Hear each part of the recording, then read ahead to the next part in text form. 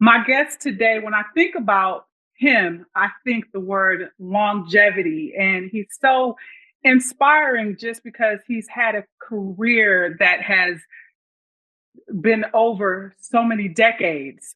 And this is his 28th album that he's releasing called Luscious. And without further ado, I just want to get into it. Welcome to the show, Mr. Will Downing. How are Thank you? And welcome back to the show. thank you. Good to be back here. Good to see you again. And yeah, I'm still Yes, here. I'm still yes. standing. Yeah, yeah, yeah. When you hear 28th album, like, did you ever imagine I'm going to sing and my career is going to be like this and I'm going to have another 28 albums? Nope. Never in a million years. I came up in a time where everyone would do an album every 3, 4, maybe 5 years. Yeah, And things changed.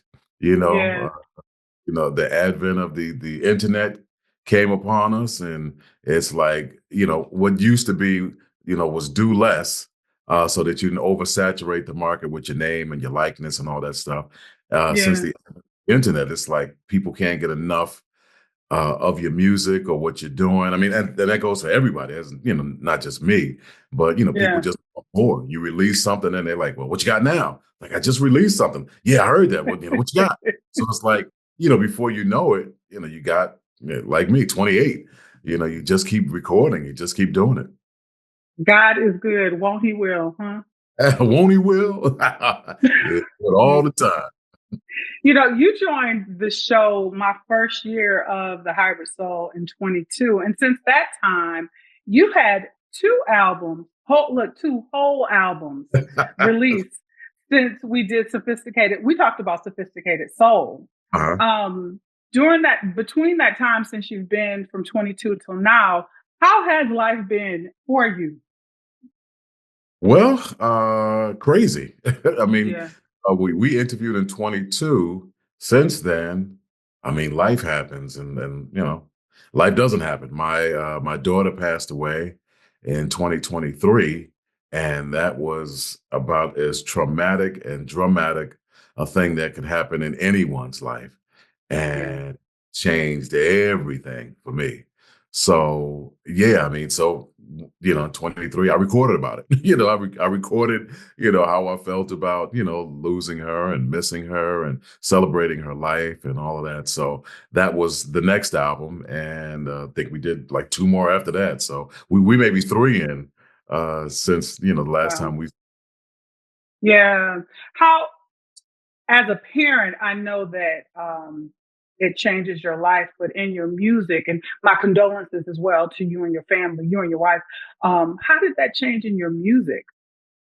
Well, for the album that I released in regards to her passing away, you certainly speak certainly from the heart and from the mind. Mhm. You're supposed to do that anyway, but a lot of times as recording artists, once you've been doing this for a long period of time, you find yourself kind of doing and saying the same thing over and over again, maybe Right. just slicker, and you find yourself like chasing radio when something like traumatic happens to you and your life, and especially in this case, you really sing from the heart. You talk about what's going on inside of you and what's happening in the family structure, and you speak for them as well, through your music. So it was definitely one of those things where uh, all those old sayings that tomorrow's not promised, and all of that, live every day as if it's your last, all those things, it has a certain meaning to it, a real definition and meaning to it. And you Yeah. start writing and singing based on that thought process, whether it be depressing or whether in this case, we celebrated her more so than mourned her death. She obviously not here. The initial shock was, well, then it was like, I don't want to remember her, in Hmm. sad times. So we remember her in the happy times. That's beautiful. I want to, when we talk about old sayings and stuff, I want to talk about this album, Luscious. Mhm. I want to say, child, I love this album Thank you. because when we talk about old sayings, I want to start with one of the ones I said, sugar on the floor. Now, ain't that something? Sugar on the Floor. I love that song, but let me start just with Luscious. Putting this project together, the songs, some of the songs are kind of renditions, or well, they are renditions. How did you put these 6 songs together? How did you start this project? What was the concept to begin? Well, initially, it was supposed to be like a tribute to baritone vocalists, which you just don't hear anymore.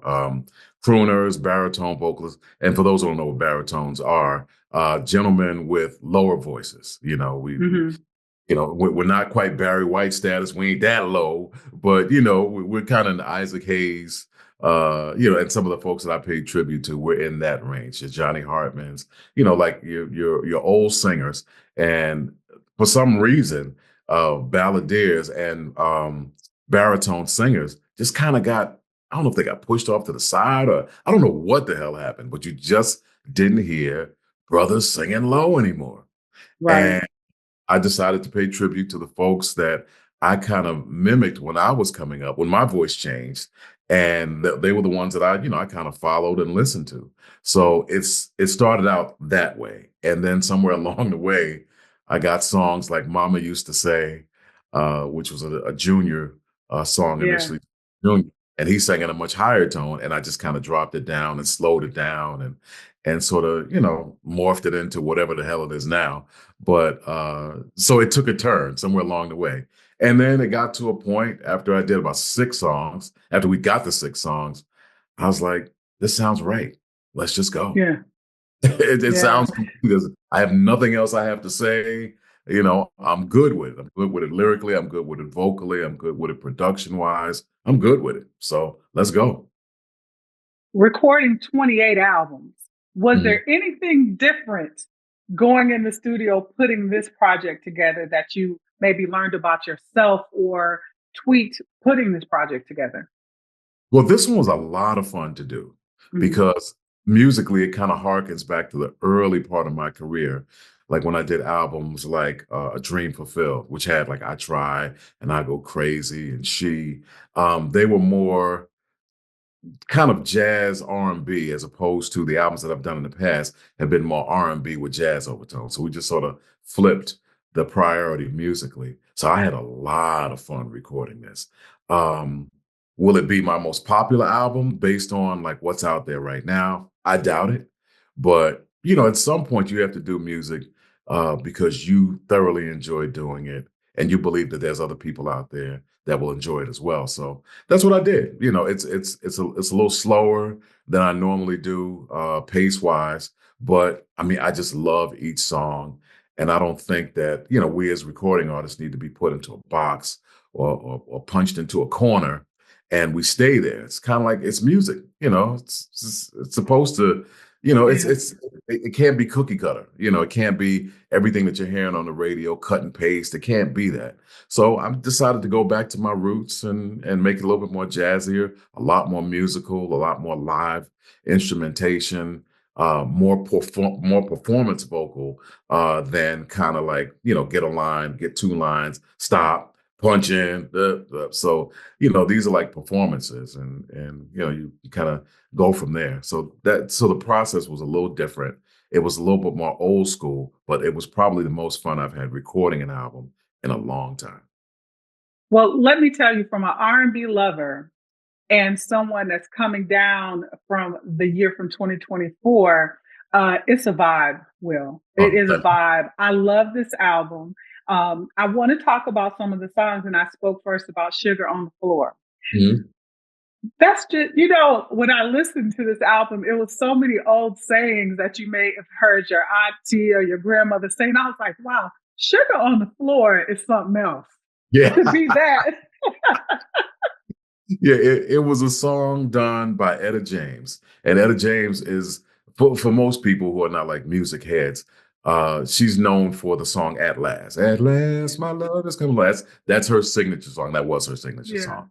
But Sugar on the Floor was my favorite song by her. And the song is basically about someone who is infatuated with another person. And this other person loves them only when they're in their presence and when they want them to, and when they want to love someone. But when they're together, it is the most incredible thing in the world. It's like, oh my God, this is so good. But then when it's over, it's kind of like, like imagine getting like your face mushed. It's like, that's it. See you next time, or I'll never see you again. Get out of here. And it's sort of like, I feel like sugar on the floor. I feel like, the sweetest Amazing. that ever happened to me. But like, I hate the way you treat me when our moment is over. Like, why can't you be more consistent? You treat me like sugar on the floor. So, yeah, It's such a bar. It's a bar. Like, because when you think about sugar on the floor, it's kind of like it's there. You feel it. Sometimes people pay attention. Like, I'll get back to it and sweep it up. When I right. and I was like, when I listened to the words, I was like, wow, sugar on the floor. I'll be darned. Yeah. Yep. It's Let's funny how talk about it. things pop up. Yeah. It is. It is. It when I listen to this album, Luscious, I can tell that you had fun. Another song that really caught my ear in the wee hours of the morning. Oh yeah. Yeah. Yeah. I Yeah. love that song. Like Yeah. you are introducing people to some songs that have been here for years, and you put like your spin on it, a beautiful spin on it. But Oh, how did you pick that song? actually, I'm a Johnny Hartman fan, and Johnny Hartman, Mm-hmm. artist that never really got his due. He was I think, born in his heyday was in the 50s. And he was almost like the Black equivalent to Frank Sinatra. But Black folks weren't getting their shine back then. So it's sort of like they always kind of pushed him aside, but his voice was unfreaking believable. And his version is the version that I kind of mimicked when I did my version. And once again, to bring up lyrics, the lyric reminds me once again of my daughter who passed away. Like, when do I think about it? In the wee small hours of the morning. And like, there is nothing louder than silence. When you're sitting there Mm-hmm. by yourself and it is just completely silent, it is the loudest thing in the world. And it's like, so in the wee small hours of the morning, that's when I think about you. When Yeah. the wide world is fast asleep, you're lying there and you think about the girl and you never think of counting sheep. That's the lyric. So it's an old lyric, but the sentiment just, Yeah. just hits home. It just hits home. Yeah. When you put this project together, recording it, did you like go straight through? Was it songs that you had to kind of stop and go, okay, I got to take a break and come Oh, back to the project? yeah, yeah, yeah, yeah, absolutely. Yeah. Absolutely. I mean, when you sing songs like that and lyrically it touches you, it's tough. It's tough to record like that. For me, I have my own studio, so I'm literally sitting here with a microphone in front of me, and I've got the means to punch in and punch out, and it is that silent. You're in here by yourself, and you're just in a dead room, and it's silence, and you're singing, and you muster up all that emotion that comes along with Yeah.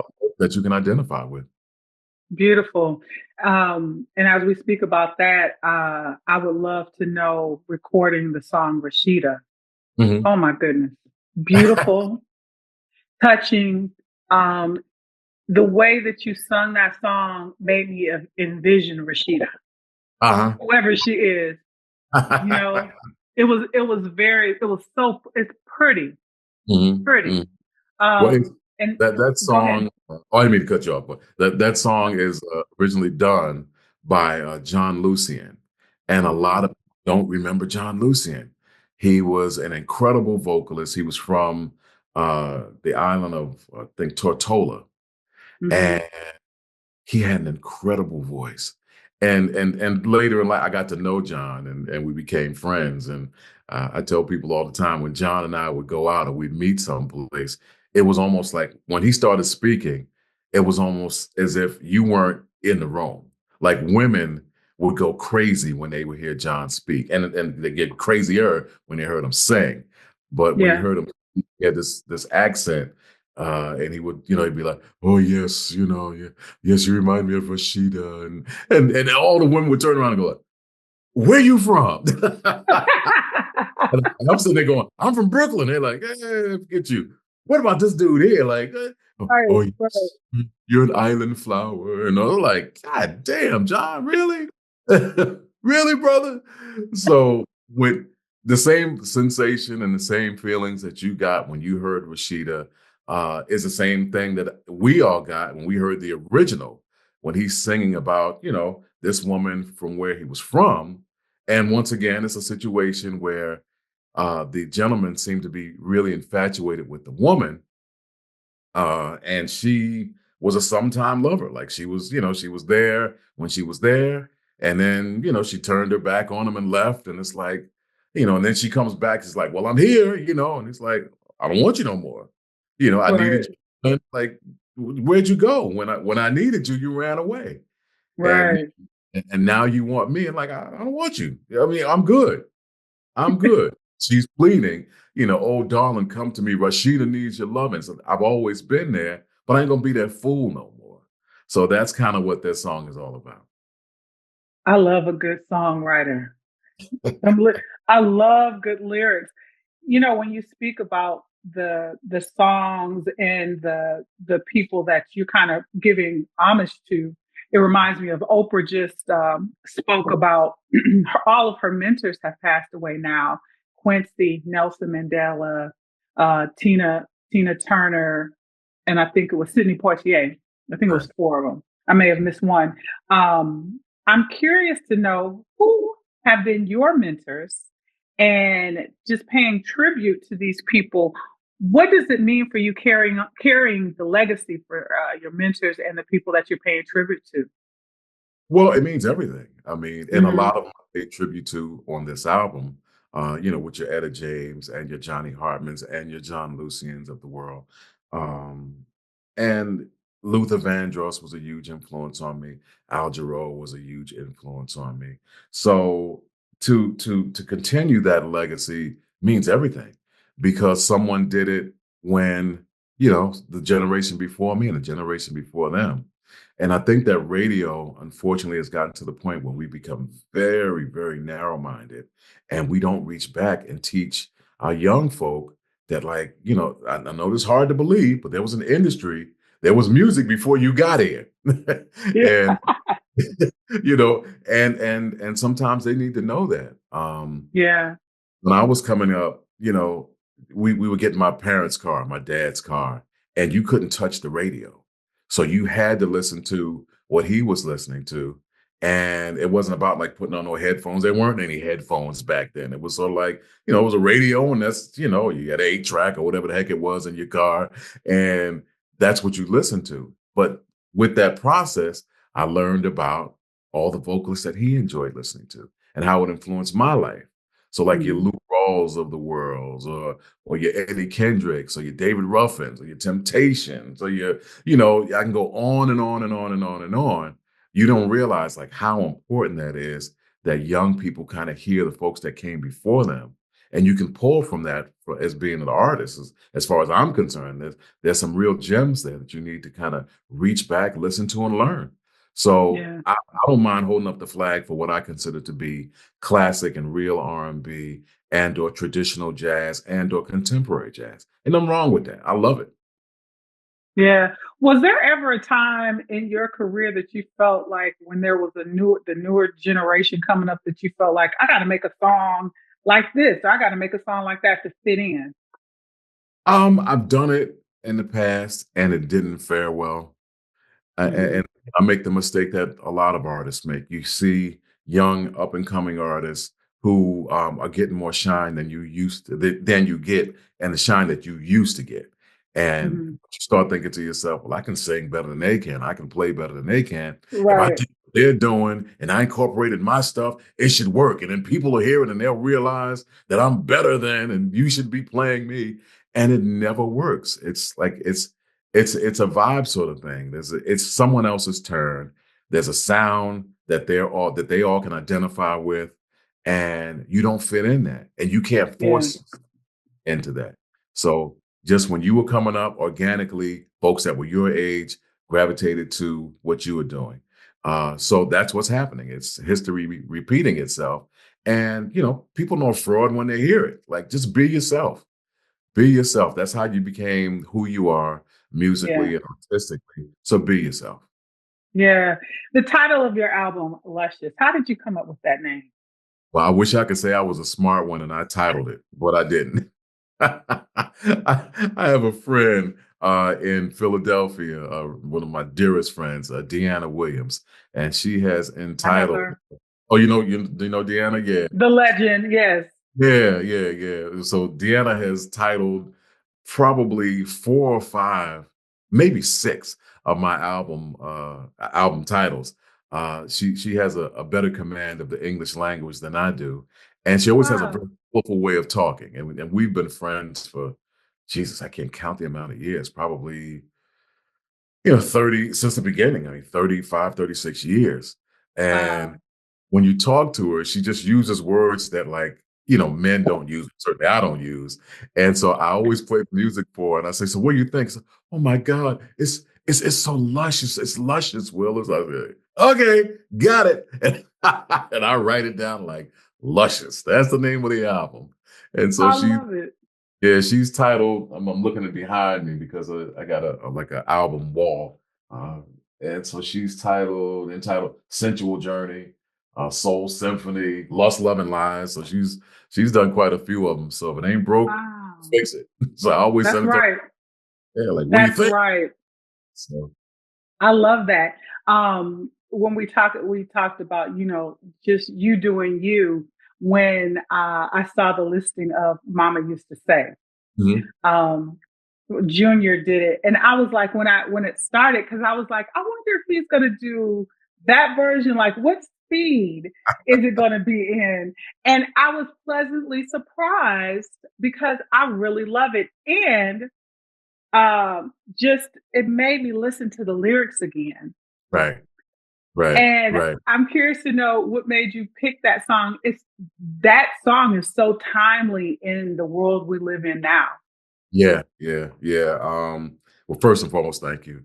I wish I could say once again that I was the genius behind it, but I wasn't. Marcus Johnson, the gentleman who was playing piano on the song, he presented like a demo track to me, and he wanted me to sing it on his album. But I said, "Hey, man, let me write something original on top of this." He's like, "Nah, I hear Mama used to say on this." I'm like, Junior's mama used to say, like, yeah, like, are you kidding me? He said, man, just give it a shot.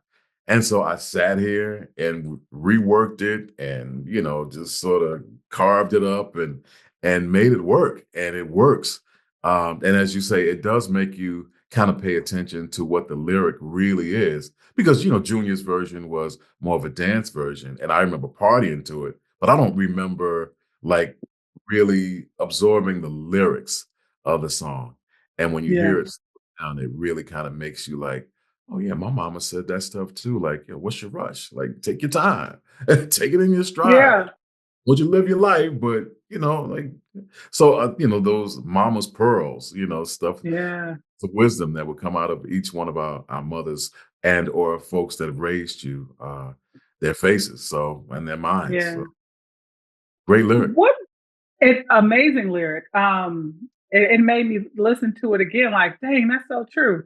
Because I tell my 10-year-old niece, slow down, you 10, slow down, Right, right, you know, right. because they real grown these days. What would Will Downing be doing if he wasn't singing and an artist? Um, Great question. And I ask myself that all the time because, as time goes on, you can't do this forever. I guess you can, but making a living at it could be uh, very hard. So, what would I be doing? Uh, it would be something in the arts. When I'm Mhm. off, I love photography. So, I don't know if I'd be able to make a living doing that either, but I certainly enjoy it. And Yeah. I would certainly be in the arts in some sort of way, whether it be in management, and possibly radio, and or photographer or that sort of thing. But it certainly would be something that's artistic. Yeah. I'm also curious about how have you been able to preserve your voice all these years? What do you do? Because I feel like you there's a lot of artists that sing just out of box. And I'm like, they're not going to have their voice Mhm. in 2 years. What have you, like, how have you been able to do that? Well, the joy of the things that people want to hear from me are songs where I'm singing to them and not at them. So Mm, it's very rare that I have to yell to get my point across like certain vocalists do. The songs that I do are like mid-tempo and ballads. So they like to be sung too. So even when I'm on stage sometimes, um, if I find myself singing or pushing too hard, I imagine myself with a woman in my arms and I'm singing in her ear. So you really don't have to sing much louder than you speak. And that's that's game. yeah. That's where the sensuality comes from, you know. And you let the Yeah. electronics do it. We have all this expensive equipment, these amazing microphones, and I pay someone to mix my sound out there. I'm like, bring the band down, bring me up. So I'm singing to people and not at them. Yeah. What is downtime for you? No I don't tour or nothing. What's downtime? I I ask myself that all the time. I keep saying I'm gonna go on vacation, and then I find myself sitting in this room, which is where my studio is, and working.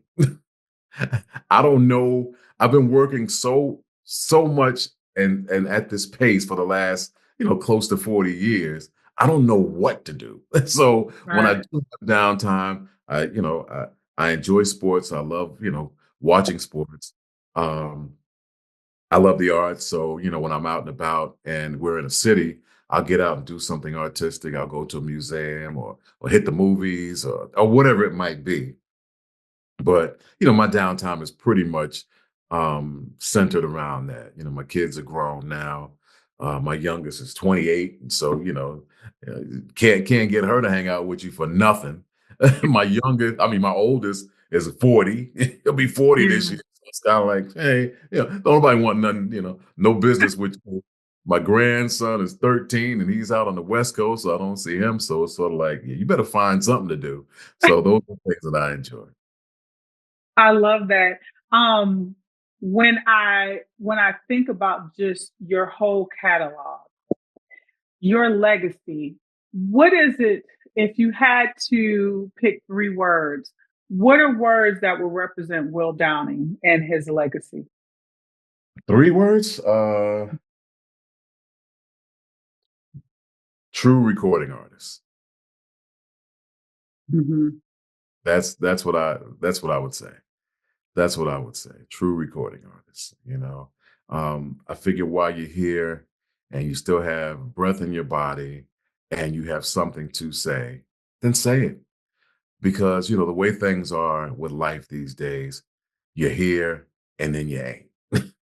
It's so if you don't do something that leaves some sort of a footprint or some sort of a legacy, it's almost like you weren't here. So say what you got to say, mean it, and cement it in the ground. There was a poem that the teachers used to make us read when we were young. It was called uh, uh, Footprints in the Sands of Time. And basically, it was what the internet is now. It's like do something that's going to leave huge footprints in the sand. So when people come along, they go like, "Oh my God, somebody a giant was here." Somebody was Yeah. here. What did this person do? And that's what you have to do, whether it be musically or whatever it is that you're doing in life. Do it so that, you change someone else's life and you leave the world and the earth better than when you were here. And, that's what you're supposed to do. So that's what I'm trying to do when I record. I love that. I love that. I would not even continue asking you another question because that you just true recording artist is a microphone drop statement. Period. Period. What more can I say? What more can I say? I'm so happy that you've come back to the Hybrid Soul. I'm looking forward to hearing Luscious performed on stage because you stay on the road, so I know I'm gonna be able to catch you out here in the upcoming months. And I'm just looking forward to more music from you. I want to thank you for introducing me to more songs and people who are listening to this. Please get Luscious. Please support and listen. Stream this album. It's so pretty. It calms my nerves. Oh, It's a good, beautiful, good. beautiful time. It's so calming and it's definitely a vibe. And I just want to thank you, and I just look forward to meeting you in person one day soon. One day I soon. hope so. I pray so. Yes, absolutely. And I have to say, since we've talked, my Celtics, they're the champions, right? Uh, See, You know they're the you champions, right? I couldn't just just wanted leave to it keep alone. that in mind. No, I could not. Well, let's see if they can repeat. I mean, they're looking pretty No. good. Let's see if they can repeat. They look like Yes. they would be representing the East at this point. I mean, we're not even at the Yes. half as far as the season Yeah. is concerned, but they look Yes. good. Yes. They could do it again. Absolutely. Absolutely. Well, my guest today is Mr. Will Downing. His new project, Luscious, is the perfect background music ambiance for you. Like I said, support it. And I want to thank you for your time. It's the Thank you. Hybrid Soul with Kelly Kinkaid.